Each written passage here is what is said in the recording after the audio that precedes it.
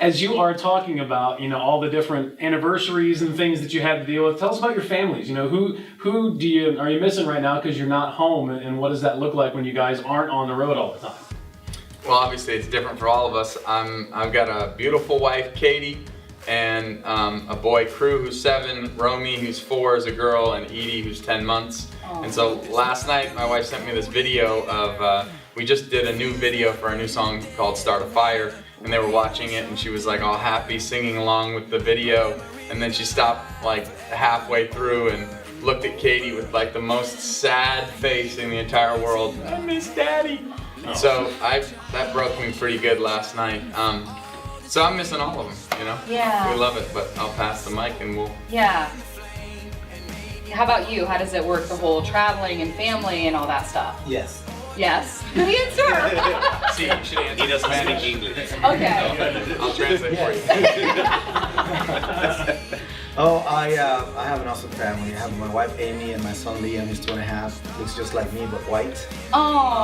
awesome. And I also miss my Chihuahua because she sleeps in my armpit every night. What's her name? Bella Mia.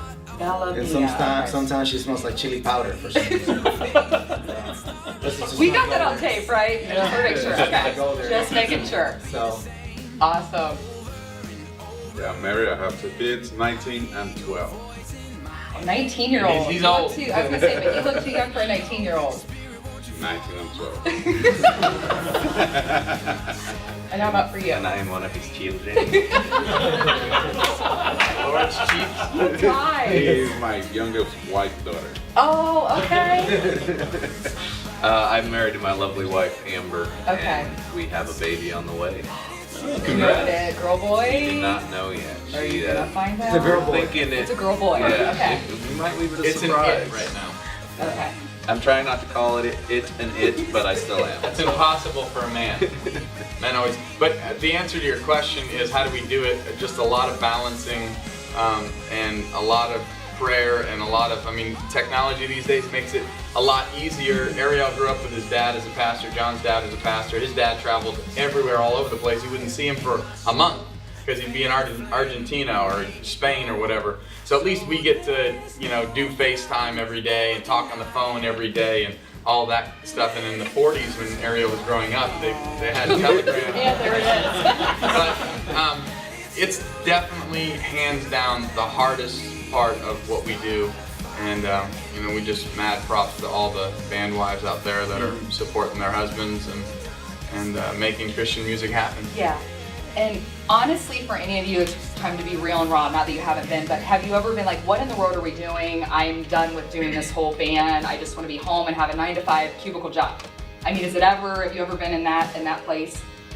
I think we are probably, one of us is probably in that spot every week at some point. But our song, Lift My Life Up, really was the backstory of that. We just came out with our song, Who You Are, and that next winter we went on tour with Sanctus Real, and we were in California, and we were all over the place. So we're getting really busy, and it wasn't our schedule anymore, it was their schedule and following them around, and it was a great tour. Those guys are awesome and dear friends of ours. But, at the same time, we were kind of coming home off of breaks and painting houses or doing landscaping and doing work to try to make money. And so, it's been stressful over the years. It's been tough. It's been a lot of sacrifice. But that was kind of came to a head for me, that I really thought for the first time I could leave this behind. Yeah. But I didn't know what God wanted me to do. And so really feel like God led me to Matthew 6 when Jesus talks of He's teaching us how to live.